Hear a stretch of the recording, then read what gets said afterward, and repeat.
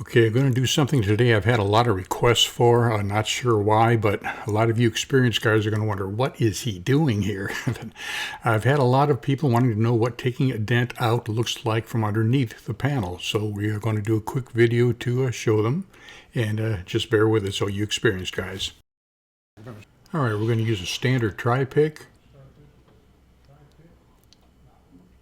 And we're going to use these 3 fingers here as our anchor, and those 2 fingers are going to be lightly in contact with the tool tip as we push the dent out with our other hand.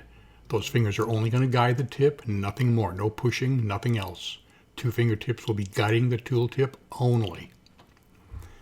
Find our tool tip, and let's start pushing. Now you can see very small little movements made with our tool tip, very, very small movements. Nothing to see, of course, because our fingers are in contact with the tip. We'll show you in just a few minutes what it looks like when your tools are away, but this is what it would look like as you're fixing the dent from the back of the panel. And of course, we're slowing things way down here.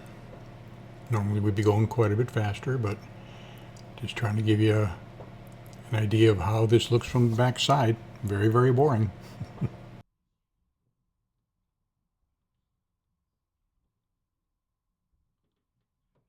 Okay, we're going to put a couple cleanup pushes here, and I'll move my hands out of the way so you can see what it would look like without my fingertips on it. This is not the way I would normally do it, but I wanted you to see it without my fingertips being in the way.